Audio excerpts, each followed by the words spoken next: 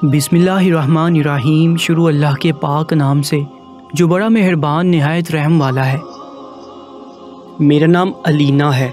मेरी उम्र 22 साल हो गई थी, लेकिन अभी तक मेरा रिश्ता नहीं हुआ था। फिर बिलाखिर मेरे लिए एक बहुत ही नॉर्मल से ख़ानदान से रिश्ता आ गया। माँ बाप ने कहा कि चलो ठीक है, रिश्ता खुद आया है और हमें मंजूर है, क्योंकि लड़के की शक्ल तो अच्छी थी, लेकिन उसके माँ बाप कुछ अजीब से थे। मेरे ससुर अजीब तरह से बोलते थे और एक हाथ हवा में हिला हिला कर बातें करते थे, दूसरा हाथ उनकी कमर पर होता था। ऐसा लगता था कि जैसे उनके अंदर थोड़ी सी लचक है, लेकिन जाहिर है कि वैसे तो वो ठीक थे। उनका एक बेटा भी था, ये उन्हीं का था।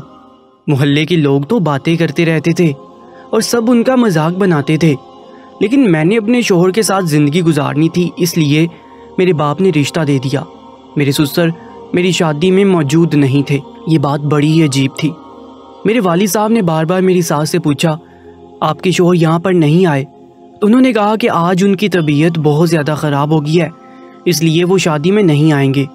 अब एक बंदे की बीमारी के लिए शादी तो नहीं रोक सकते थे, इसलिए हमने ये बात किसी को नहीं बताई। जब मेरी शादी हो गई तो मैंने देखा कि मेरी सास बहुत अच्छी है। उन्होंने कहा कि बेटा, ये तुम्हारा घर है, तुमने इसको चलाना है, जैसे मर्जी इसको चलाओ, साफ करो, जो पकाना है पकाओ, मुझे कोई मसला नहीं है। इस घर को अपना घर समझ के यहाँ पर काम करना, इस घर को हमारा समझ के काम नहीं करना।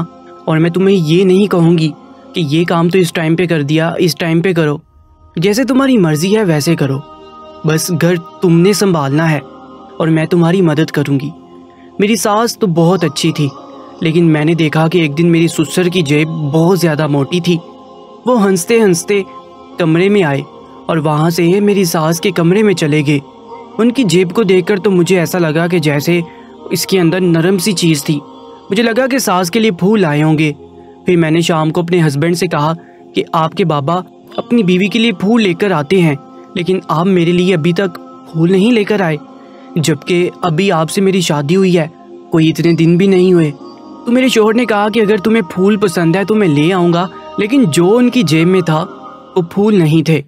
मैंने कहा कि आपको कैसे पता? तो उसने कहा कि मैं सब कुछ अच्छी तरह से जानता हूँ। वो मुस्कुराकर वहाँ से चले गए।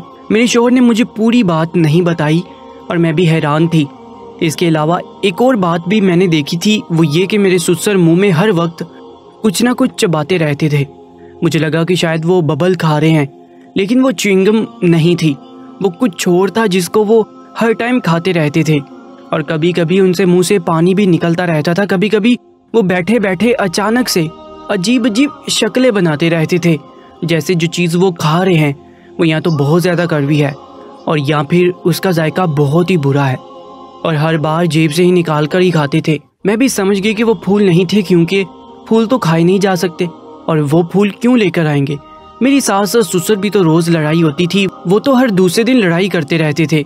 मुझे भी डर लगता था कि मेरा शोहर भी अपने बाप की तरह मेरे साथ लड़ाइयाँ न करे। मेरा शोहर इस मामले में बहुत अच्छा था। एक दिन यही बात मैंने अपनी सास को कह दी तो मेरी सास ने कहा कि नहीं, तुम्हारा शोहर इस तरह नहीं करेगा, वो अच्छा आदमी है, अगर तुमने उसको कभी बहुत ज़्यादा तंग किया तो वो इस तरह नहीं करेगा, यही कह देगा कि नहीं करो, ऐसा अच्छा नहीं लगता है। मेरी सास ने कहा कि मैंने अपने बेटे की तरबियत बहुत अच्छी की है। मैंने उसको सिखाया है कि औरत कमज़ोर होती है और उस पर अपनी मर्दानगी और अपनी ऊंची आवाज़ नहीं दिखाते, बल्कि उसका ख्याल रखते हैं। लेकिन काश ये सब बातें मेरे शोहर की माँ ने भी उसको सिखाई होती। खैर, ये तो घर घर की कहानी थी। हर घर में कोई ना कोई लड़ाई होती ही रहती थी। लेकिन इस घर में एक और हरकत हुई, और वो ये कि एक तो मेरे ससुर हर टाइम अपनी जेब से कोई चीज़ निकाल निकाल कर खाते रहते थे, और कभी कभी बहुत ज़्यादा हंसते थे और कभी कभी बहुत ज़्यादा गुस्सा करते थे। एक दिन मैंने अपनी सास से बातों बातों में पूछा कि ये पूरा दिन क्या चबाते रहते हैं? तो मेरी सास हंस पड़ी और उसने कहा कि जब वक्त आएगा तो तुम्हें समझ आ जाएगा। मैं समझ गई कि मेरे ससुर क्या चबा रहे थे। मैंने अपनी सास से कहा कि कहीं ये नस्वार तो नहीं?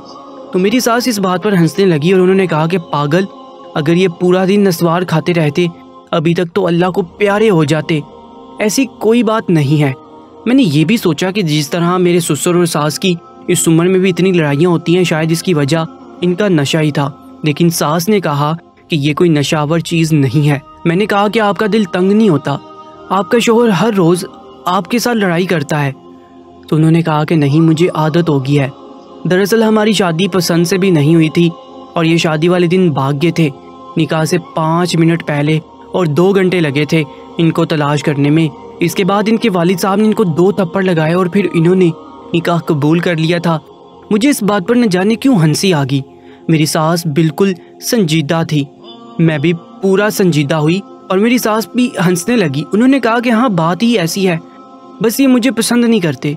लेकिन इस मजाक से हुई हमारी शादी आज वाकई एक मजाक बन गई है।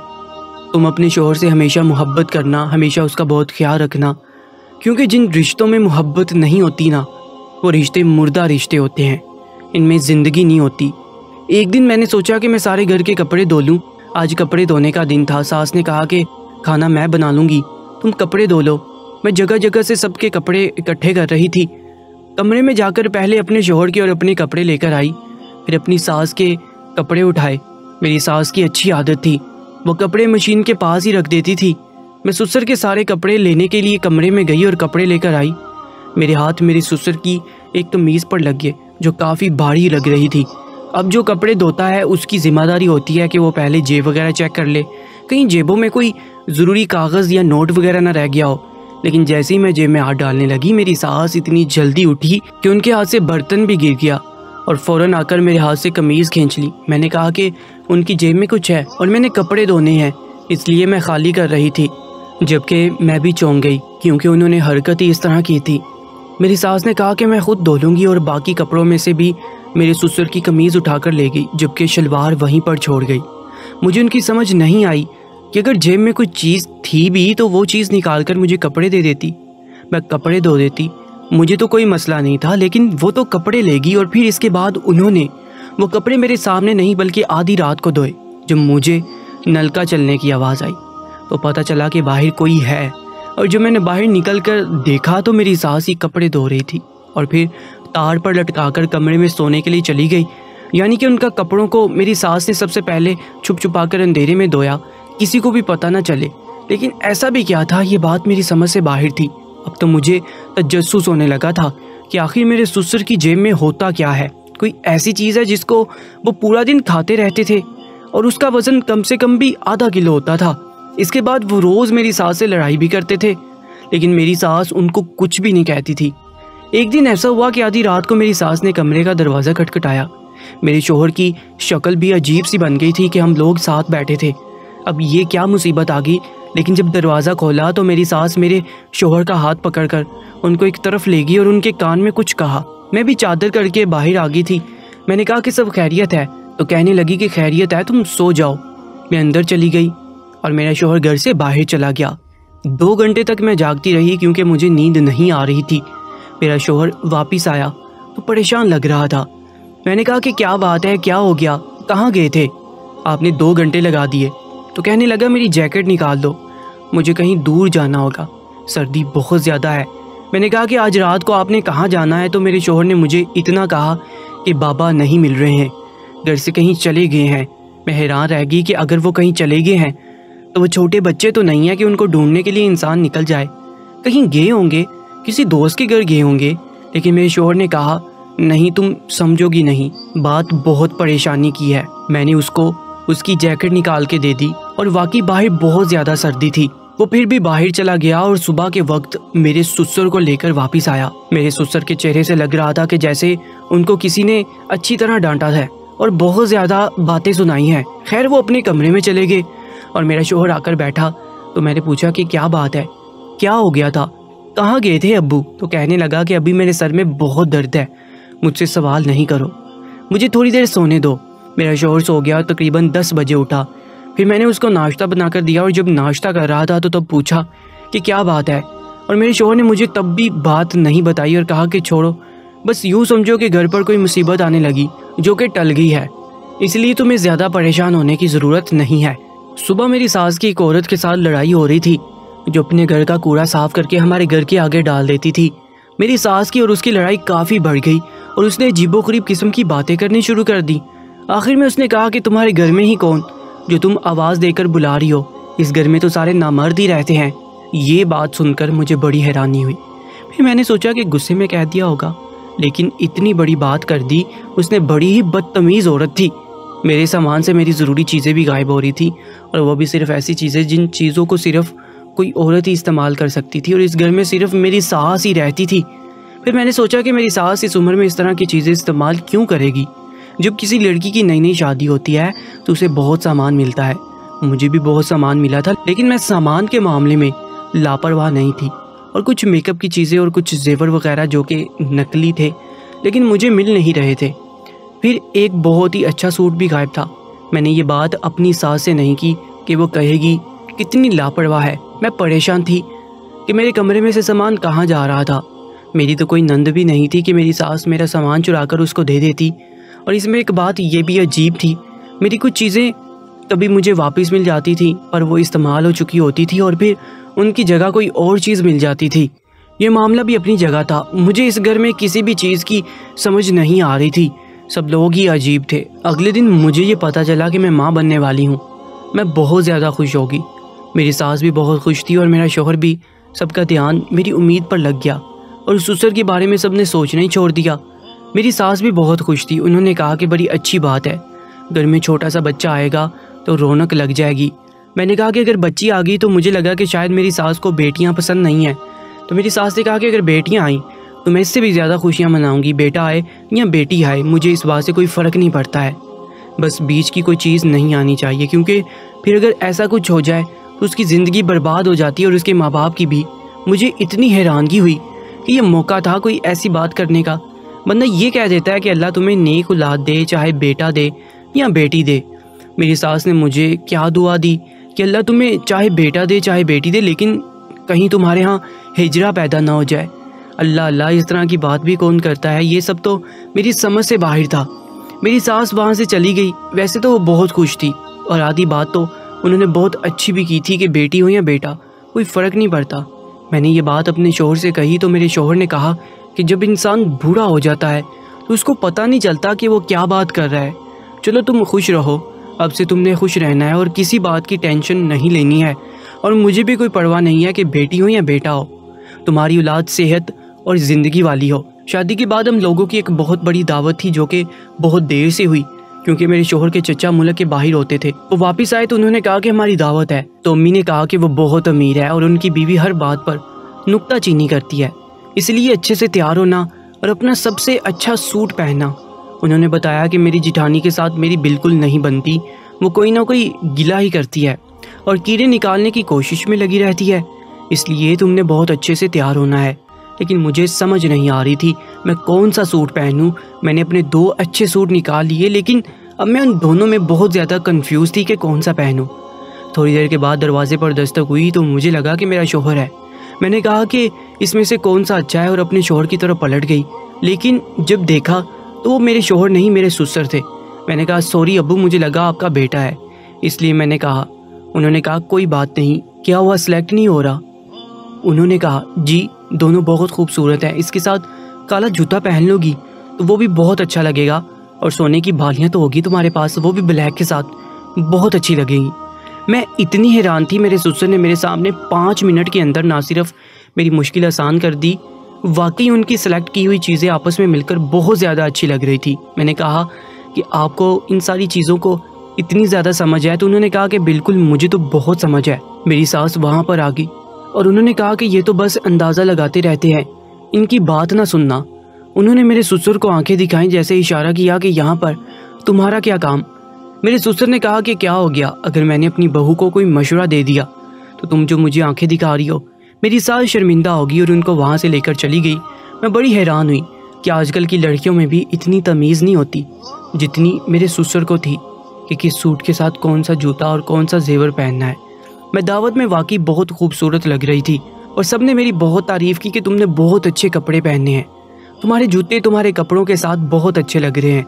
जब मैंने ये बात अपने शौहर को बताई तो मेरे शौहर ने कहा बाबा की बात ना करो, वो तो ऐसे ही अंदाज़ा लगाते रहते हैं। एक और बात मैंने नोट की थी कि मेरा शौहर मेरे ससुर को बाबा कहकर नहीं पुकारता था। वैसे तो वो उनको पुकारता ही नहीं था। ना मैंने उन दोनों को कभी एक दूसरे के साथ बैठकर बात करते हुए सुना, ना ही कभी आपस में सलाम दुआ की।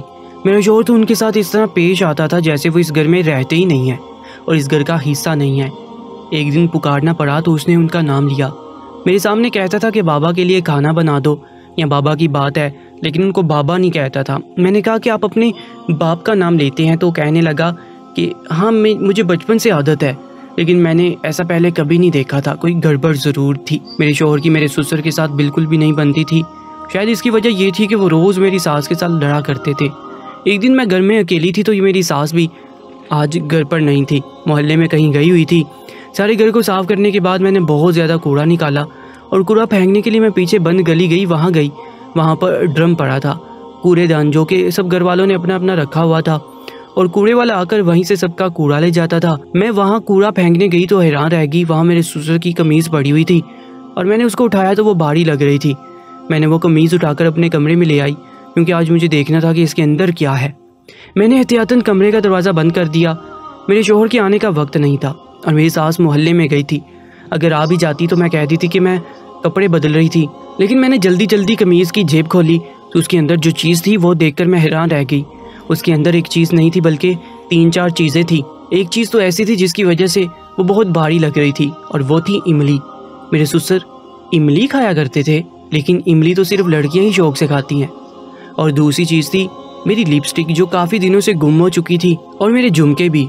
मैं काफ़ी हैरान थी कि मेरे ससुर की जेब में मेरी चीज़ें क्यों मिल रही हैं, और वो भी ऐसी चीज़ें जिनसे बनाव श्रृंगार किया जाता है।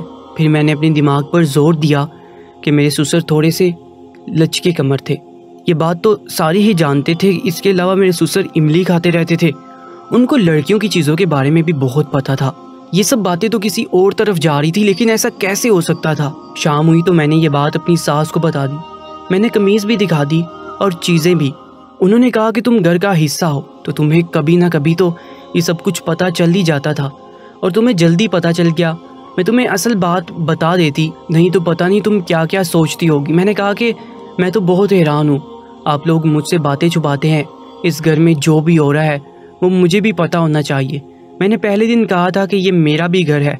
मेरी सास ने मेरे सर पे हाथ रखा और कहा कि बेटा, मैं तुम्हें बात बताती हूँ, तुम परेशान मत होना। और फिर उन्होंने मुझे ऐसी बात बताई कि मैं बहुत ज़्यादा हैरान रह गई। उन्होंने कहा कि तुम्हारे ससुर मर्द नहीं है बल्कि नामर्द हैं। मैं हैरान थी। फिर मेरे शौहर कहाँ से आए, तो सास ने कहा कि ये उसका बाप नहीं है बल्कि ये उसके भाई का बेटा है। यानी कि मैंने अपने देवर से बच्चा लिया था और फिर कुछ ऐसा हुआ कि वो लोग बाहर चले गए, इसलिए कभी कोई मसला नहीं बना। मेरे शौहर ने मेरी ज़िंदगी बर्बाद कर रखी है, क्योंकि उनका बस एक ही मकसद है कि मैं किसी तरह लड़की बन जाऊँ। कुछ दिन पहले जब वो रात गायब हुए थे, तुम्हें पता है वो कहाँ गए थे?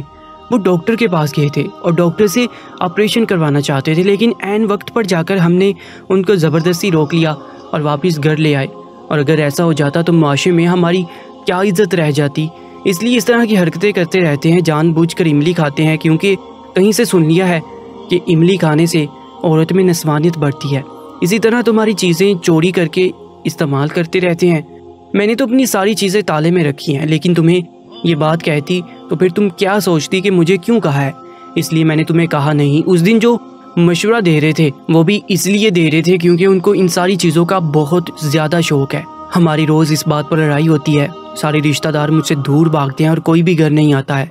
मैंने अपनी सास के हाथ पर हाथ रखा और कहा कि आपने सारी ज़िंदगी कैसे गुजार दी। तो उन्होंने कहा कि और कोई रास्ता नहीं था मेरे पास, मेरे पीछे भी मेका नहीं था, और इस शख्स को छोड़ देती तो फिर इसका क्या होता, ये ज़माने का शिकार बन जाता। मैंने कहा कि फिर इस तरह हम इनको कैद करके कब तक रखेंगे, हमें इनका इलाज करवाना होगा। क्या इलाज? इसका इलाज तो वही है। तुम क्या मेरे शौहर को औरत बनाना चाहती हो इसका ऑपरेशन करवाकर? तो मैंने कहा कि नहीं, हमें इनका नफ्सियाती इलाज करवाना होगा। मेरी सास ने पता किया था, लेकिन वो बहुत महंगा था। तो मैंने कहा कि हम पैसे जमा करेंगे लेकिन इनका इलाज करवाएंगे, क्योंकि यूँ तो कोई भी हल नहीं होगा। इस तरह तो सब मुश्किल में रहेंगे। मेरी आंखों में आंसू आ गए। मैंने कहा कि आप मुझे पहले बता देती तो मैं आपकी मदद करती। मेरी सास ने कहा कि मैं तुम्हारी सास भी नहीं हूँ। मैंने अपनी सास को कहा कि हाँ, आप शायद मेरी सास नहीं है, क्योंकि मेरा शौहर आपका सगा बेटा नहीं है, क्योंकि आप मेरी सास बिल्कुल भी नहीं है, बल्कि आज से आप मेरी माँ हैं। उन्होंने मुझे अपने गले से लगा लिया और इसके बाद हमने थोड़े थोड़े पैसे जमा करके अपने ससुर का इलाज करवाना शुरू किया। तो मुझे समझ आई कि मेरा शौहर उनको बाबा नहीं कहता था, क्योंकि उसका बाप था नहीं, बस मेरे सामने ही बाबा कहता था। इस घर के सारे राज मुझे पता चल गए थे और इन राजों की हिफाजत करना भी मेरा ही काम था। इलाज शुरू करवाया है अपने ससुर का, और अब थोड़ा बहुत फ़र्क भी है। दोस्तों, आज की सच्ची कहानी के बारे में अपनी कीमती राय से हमें ज़रूर आगाह कीजिएगा। ऐसे ही सच्चे वाक़यात के लिए हमारे यूट्यूब चैनल दरबारी टीवी को सब्सक्राइब कर लीजिएगा। इंशाल्लाह मुलाकात होगी एक नई कहानी के साथ। अपना बहुत ज़्यादा ख्याल रखा करें। अल्लाह निगहबान।